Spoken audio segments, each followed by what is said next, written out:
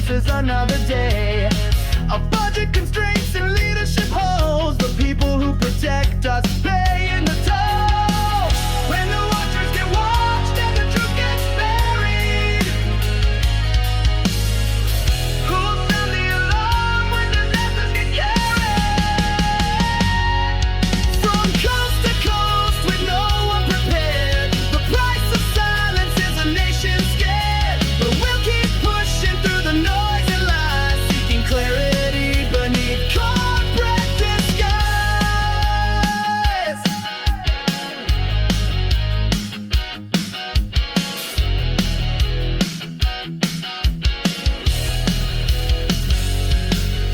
Anthropic's Chrome extension clicks what it sees, but malicious sites can hijack with invisible pleas. AI agents blindly following hidden commands, browser security slipping through digital hands.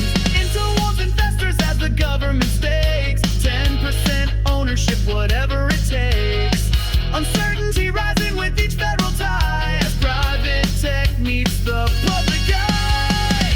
When the watchers get watched and the truth gets buried, who will sound the alarm when disasters get carried? From coast to coast with no one prepared, the price of silence is a nation scared. But we'll keep pushing through the noise and lies, seeking clarity beneath corporate disguise. Just demand transparency from the FCC's door. Don't documents hidden, what are they fighting for? Freedom of information should light the way, but vague responses keep the truth at bay. Snowflake strong outlook wipes the fear clean, while Copilot moves to the Samsung screen. Progress and secrecy dancing hand in hand in this digital promised land. From government halls to Silicon Towers, the information age tests all our powers to separate signal from the noise and amplify the people's voice. In the balance of progress and accountability, we find our path to clarity. Through the headlines and the corporate spin, truth and transparency must win.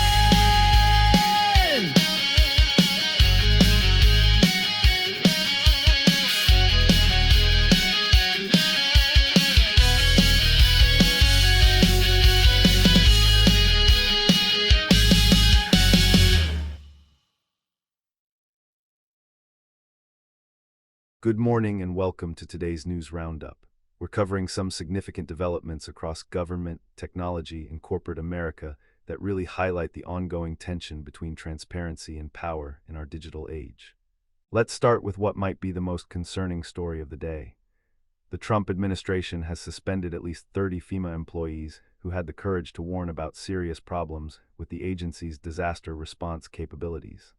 These employees sent letters highlighting how spending limits, staffing cuts, and gaps in leadership were genuinely hurting FEMA's ability to respond to disasters effectively.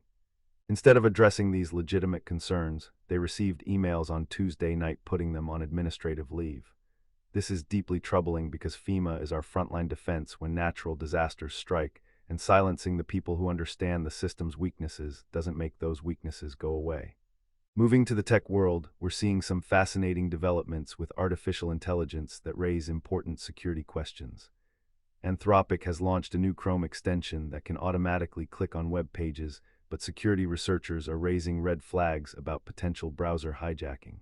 Malicious websites could embed invisible commands that AI agents would follow blindly, essentially turning your browser into a tool for cybercriminals.